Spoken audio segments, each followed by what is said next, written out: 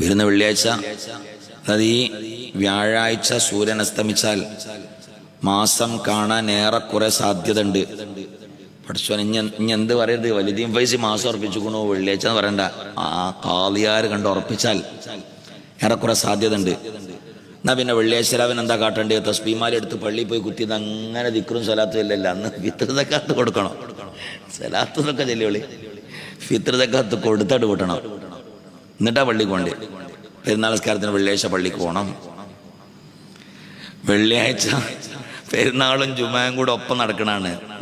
ഒരു ബധു പറയാണ് ജുമാ കൂടൽ നിർബന്ധമല്ല, നടത്തൽ നിർബന്ധമാണ്, കൂടൽ നിർബന്ധമല്ല. ജുമാ നടത്തൽ എന്താണ്? ജുമാ നടത്തൽ നിർബന്ധ, പക്ഷെ കൂടൽ നിർബന്ധമല്ല. ഈ കൂടാതെ എങ്ങനെ നടക്കുക? കൂടാതെ എങ്ങനെ നടക്കുക? എന്താ പഠിച്ചോനെ ചെയ്യാ? ആ ഹദീസിന്റെ ഒക്കെ സബബ് വിശദീകരിക്കണ്ടേ? അല്ലേ നമുക്ക് ഇജ്തിഹാദിനുള്ള കഴിവുണ്ടോ? മഹാന്മാരായ മുജ്തഹിദീങ്ങളായ ഇമാമിങ്ങളുടെ തഖ്ലീദ് ചെയ്യല്ലേ വേണ്ടത്. നമുക്ക് ഹദീസ് വെച്ച് ഇജ്തിഹാദ് ചെയ്യാൻ കഴിവുണ്ടോ? നമുക്ക് അതിന് മാത്രം ഹദീസുകൾ അറിയോ?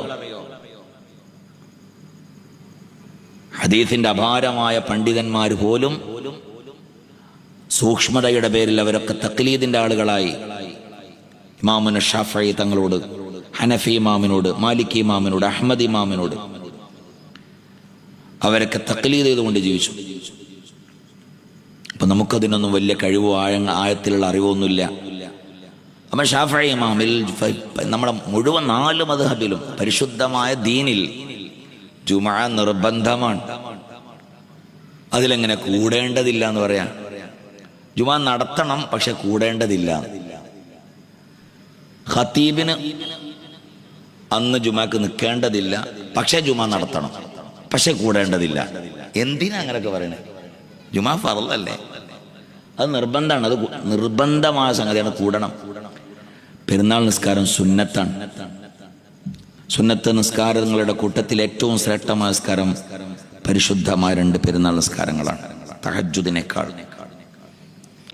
8 സംഗതികൾക്കാണ് സക്കാത്തുള്ളത്. 1 2 നാണയങ്ങൾ, സ്വർണം, വെള്ളി. 2 ആട്, 3 മാട്, 5 ഒട്ടകം, 6 ധാന്യങ്ങൾ, നെല്ല്, ഗോതമ്പ്, 7 കാരക്ക, 8 മുന്തിരി. ഇവകളിലൊക്കെ സക്കാത്ത് നിർബന്ധമാണ്. ഇവകളിൽ മാത്രമേ സക്കാത്ത് നിർബന്ധമുള്ളൂ. ഞാൻ എൻ്റെ അപ്പുറത്തേക്ക് ചോദിക്കാൻ നിൽക്കണ്ട. ചില ആളുകൾ സക്കാത്തിനെ സംബന്ധിച്ച് പറഞ്ഞപ്പോൾ ഒരാൾ ചോദിച്ചു, അടക്കൊക്കെ സക്കാത്തില്ല. എല്ലാവരും ആ എന്താ കൊടുത്താലും കൊടുത്തോളി, സക്കാത്തില്ല. കുറച്ച് അടക്ക കിട്ടുകയാണെങ്കിൽ ലിവാവിലൊക്കെ കൊടുത്തോട്ടെ, കൊടുത്താലും കൊടുത്തോളി. തേങ്ങക്ക് സക്കാത്തില്ല, എല്ലാവരും ആ എന്താ ചോദിച്ചു, ഇല്ലേ എനിക്ക് സക്കാത്തോടെ പറയണ്ടേ? സക്കാത്ത് നിശ്ചിത വസ്തുവിൽ മാത്രമേ ഉള്ളൂ. സ്വർണം, വെള്ളി, അത് പിന്നെ നാണയമാക്കി വെച്ചാലും കട്ടയാക്കി വെച്ചാലും സ്വർണ്ണക്കട്ട, ആഭരണത്തിന് സക്കാത്തില്ല. ഹലാലായ ആഭരണമായിരിക്കണം. ഹലാലായ ആഭരണത്തിന് സക്കാത്തില്ല. ഹലാലായ ആഭരണമാണ് സ്ത്രീകൾ ധരിക്കുന്ന മാല, വള, അതുപോലെ തന്നെ പാദസരം, സ്വർണത്തിന്റെ പാദസരം. ഒരു പെണ്ണിന് 5 മാലുണ്ട്. ഒരു മാല 5 പവന, ഓരോ മാലയും. അങ്ങനത്തെ 5 മാലുണ്ട്. 5 × 5 = 25 പവൻ. സക്കാത്തുണ്ടോ? ഇല്ല. അത് ഹലാലായ മുതലാവുള്ളത്.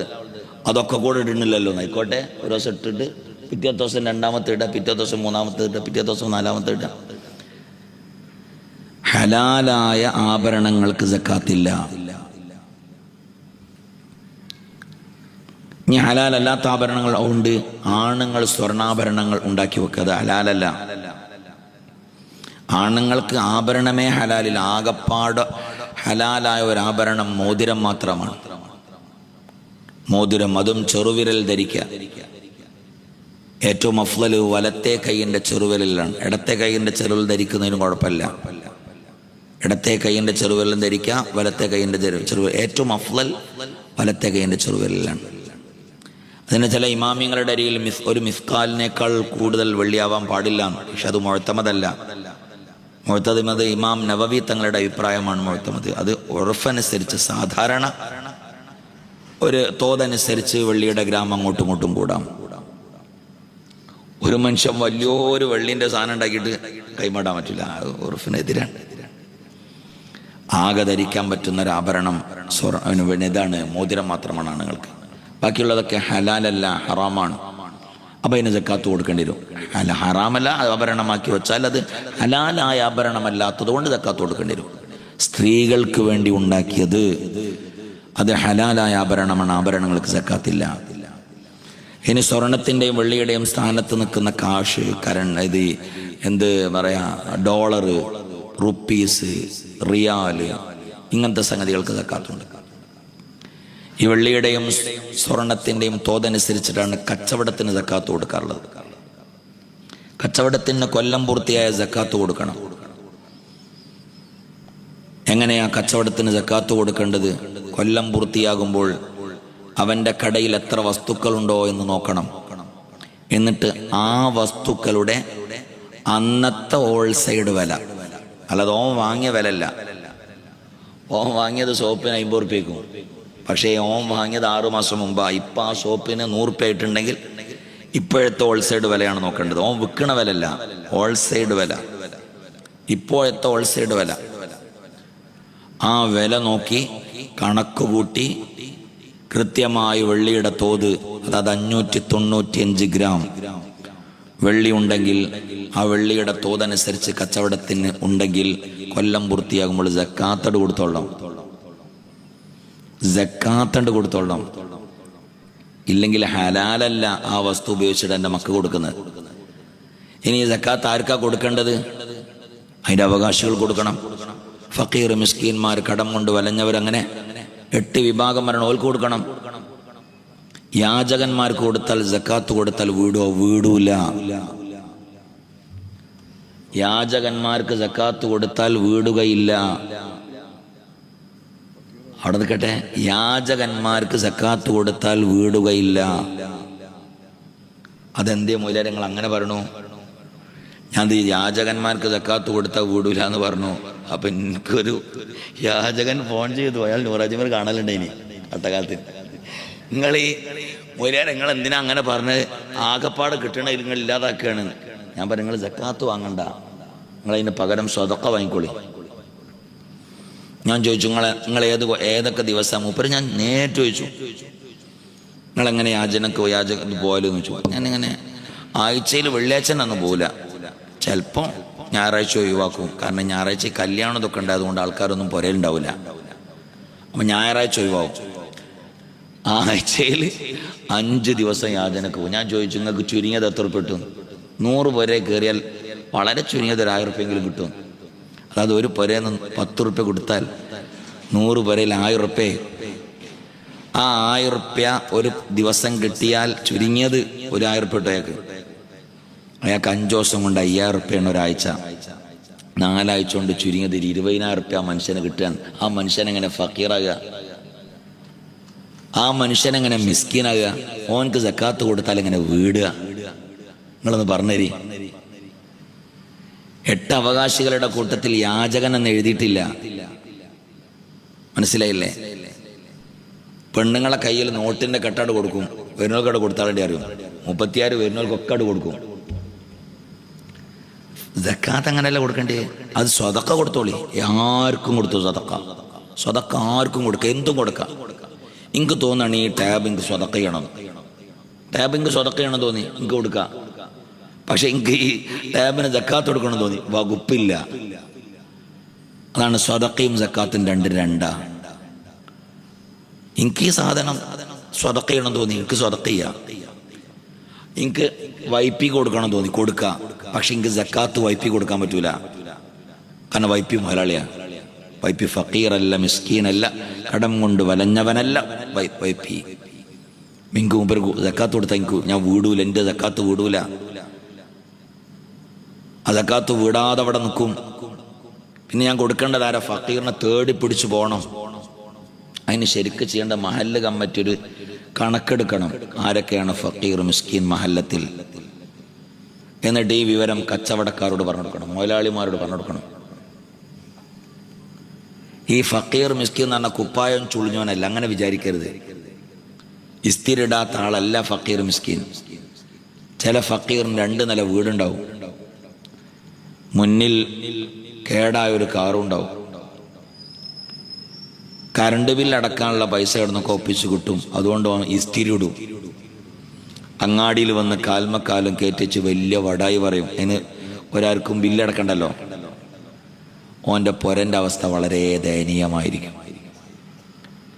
ഓൻ്റെ കച്ചവടമൊക്കെ പൊട്ടി തൂഫാനായി, കോടികൾ ചിലപ്പം കടണ്ടാവും, കടം കൊണ്ട് വലഞ്ഞവനായിരിക്കും. അങ്ങനത്തെ പോലെ തേടി പിടിച്ചു കൊടുക്കണം സക്കാത്തിന്റെ പൈസ. അതുപോലെ തന്നെ വളരെ സാധുക്കളായ ആളുകൾ, ഫക്കീർ മിസ്കീന്മാർ, കടം കൊണ്ട് വലഞ്ഞവർ, പൊതുമുസ്ലിമീങ്ങൾ തുടങ്ങി അവർക്ക് അങ്ങനെ കൊടുത്തുകൊണ്ടിരിക്കണം. സക്കാത്തിന്റെ പൈസ കൊടുത്തിരിക്കണം. സക്കാത്തിന്റെ പൈസ കൊടുക്കേണ്ടത് 100 റുപ്യ 50 റുപ്യ അല്ല, ഒന്ന് കനത്ത് കൊടുത്തോളി, ഒരു ഉപകാരപ്പെടട്ടെ. അതുകൊണ്ട് അപ്പൊ സക്കാത്ത് കൊടുക്കുക. അപ്പൊ സക്കാത്തല്ല സ്വതക്ക, അത് നമ്മൾ ചിന്തിക്കേണ്ടത്. സ്വതക്ക എന്തിനും കൊടുക്കുക, സക്കാത്തല്ല റമദാനിൽ പെരുപ്പിക്കേണ്ടത്. അങ്ങനെ ആളുകൾ തെറ്റിദ്ധരിച്ചിട്ടുണ്ട്. റമദാൻ മാസത്തിലാണ് സക്കാത്ത് കൊടുക്കുക, പക്ഷെ കൊല്ലം റമദാനിൻ്റെ മുമ്പ് പൂർത്തിയുണ്ടാവും കച്ചവടത്തിൻ്റെ ഒക്കെ. അപ്പം തന്നെ നിർബന്ധമാവും, റമദാനിലല്ല സക്കാത്ത് നിർബന്ധമാണ്. റമദാനിൽ കൊടുക്കൽ അധികരിപ്പിക്കേണ്ടത് സ്വതക്കയാണ്, സുന്നത്തായ സ്വതക്ക. ലിവാഹുൽ ഉദക്ക് ചാക്കരി സ്വതക്കയാണ്, അത് കൊടുത്തോളി. ബിസ്മില്ലാഹിർ റഹ്മാനിർ റഹീം. കൊടുക്കാൻ പറ്റണമല്ലോ, ഒന്ന് കൈവന്നിച്ചാണേ, ഒരു ചാക്കരി എനിക്ക് കൊടുക്കാൻ പറ്റും. ഒന്ന് എണ്ണീച്ചൊന്നോളി വേണമെങ്കിൽ. 25 രാവിലെ അതാ 1 2 3 4 5 6 7 8 അങ്ങനെ വെക്കണം എല്ലാവർക്കും. അതാ ചെറുപ്പക്കാരൊക്കെ എല്ലാവരും കൂട്ടത്തിൽ ഇതാ ബിസ്മില്ലാഹിർ റഹ്മാനിർ റഹീം ഇതോട് കൊടുത്താൽ എന്തെങ്കിലുമൊക്കെ ഇങ്ങനെ കൊടുത്താൽ. രഹസ്യമായി ചെയ്യുന്ന സ്വതക്കയാണ് ബക്കറ്റ് പിരിവ്. സ്വതക്കകളുടെ കൂട്ടത്തിൽ ഏറ്റവും പ്രധാനപ്പെട്ട സ്വതക്ക രഹസ്യമായുള്ള സ്വതക്കയാണ്. ഞാൻ എത്ര ഇട്ട് എന്നുള്ളത് എനിക്കും എൻ്റെ റബ്ബിനെ അറിയുള്ളൂ. ബക്കറ്റ് പിരിവ്, അതിനൊക്കെ പഴയ കാലത്തെ ആലിമീങ്ങൾ ബക്കറ്റ് പിരിവ് കൊണ്ടുവന്ന് പരസ്യമായുള്ള സ്വതക്ക. ആരാ 2000 റുപ്യ കൊടുക്കാനുള്ളതാ, തെരി തെരി തെരി തെരി. അതും മഹാനായ റസൂലുള്ളാഹി തങ്ങൾ ചെയ്തതാണ് സല്ലല്ലാഹു അലൈഹി വസല്ലം. ഇനി നീട്ടിക്കൊണ്ടുപോകണില്ല, നമ്മൾ നിർത്തണം, അവസാനിപ്പിക്കണം. അതുപോലെ തന്നെ ഇത് മാലിൻ്റെ സക്കാത്താണ്. ശരീരത്തിന് സക്കാത്തുണ്ട്, ഫിത്ർ സക്കാത്ത്. ആ ഫിത്ർ സക്കാത്തും നിർബന്ധമാണ്.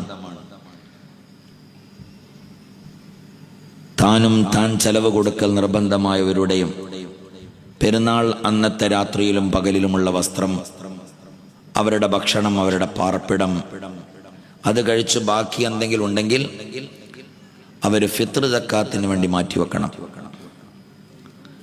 ഫിത്ർ സക്കാത്ത് കൊടുക്കേണ്ടത് നാട്ടിലെ മുഖ്യ ഭക്ഷണം, അത് നമ്മുടെ നാട്ടിൽ നിന്ന് അരിയാണ് കൊടുക്കേണ്ടത്. ഒരു സ്വാഴാണ്.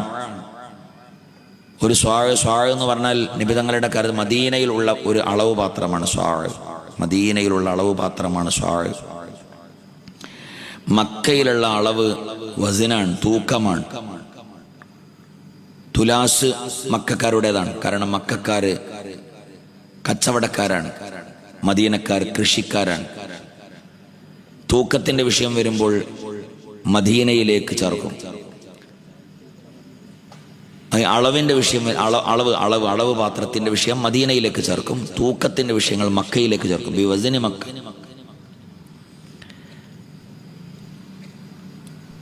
അപ്പൊ മദീനയിലുള്ള ഒരു അളവ് പാത്രമാണ് സ്വാഴ്. ഒരു സ്വാഴ് എന്ന് പറഞ്ഞാൽ 4 മുദ്ദ്. 4 മുദ്ദ് ഒരുമിച്ച് കൂടിയതാണ് ഒരു സ്വാഴ്. ഒരാൾ കൊടുക്കേണ്ടത് ഒരു സ്വാഴാണ്. കൊടുക്കേണ്ടത് ഒരു സ്വാഴാണ്. ഒരു സ്വാഴ് എന്ന് പറഞ്ഞാൽ അതിന് തൂക്കമില്ല. ആൾക്കാർ അതാ ചോദിക്കുക, എത്ര തൂക്കം? തൂക്കം പറയുമോ? ഇല്ലേ, തൂക്കം പറയും. തൂക്കല്ല, അളവ്. അളവിൽ നിന്ന് നമുക്ക് തൂക്കാൻ നമുക്ക് അളക്കാൻ പറ്റിയ അളവ് പാത്രത്തിൽ 3 ലിറ്ററും 200 മില്ലി ലിറ്ററും 3 ലിറ്ററും 200 മില്ലി ലിറ്ററും സുമാറാണ് 2500 എന്നൊക്കെ പറഞ്ഞത്. കിലോ അളവ് കിലോ കണക്ക് വെക്കാൻ പറ്റൂല എന്ന് പറയാൻ കാരണം ചില അരി കനം കുറഞ്ഞ അരി ഉണ്ടാവും, ചിലത് നല്ല കനം കൂടിയ അരി ഉണ്ടാവും. അവിടെ നമ്മൾ തൂക്കം കറക്റ്റ് ചെയ്യാൻ പറ്റൂല. 2500, 2600, 2700, 2800 അങ്ങനെ പോയിക്കോ. ഏതായിരുന്നു അതൊരു വ്യക്തിക്ക് കൊടുക്കേണ്ടതാണ്. ഒരു വീട്ടിൽ 5 പേരുണ്ടെങ്കിൽ 5 സ്വാഗ് കൊടുക്കണം. 5 സ്വാഗ് എന്ന് പറഞ്ഞാൽ ഏകദേശം 10-12.5 കിലോ ഉണ്ടാവും. അത് കൊടുത്തു വിട്ടണം അതിൻ്റെ അവകാശികൾക്ക്. പെരുന്നാൾ മാസം കണ്ട അന്നു മുതൽ ഫിത്ർ സക്കാത്ത് കൊടുക്കണം. എന്നിട്ട് നിസ്കാരത്തിന്റെ മുമ്പായി കൊടുത്തുവിട്ടൽ സുന്നത്താണ്. വേഗം കൊടുത്തുവിട്ടുക. ഫിത്ർ സക്കാത്ത് കൊടുത്തിട്ടാണ് നിസ്കാരത്തിലേക്ക് പോകേണ്ടത്.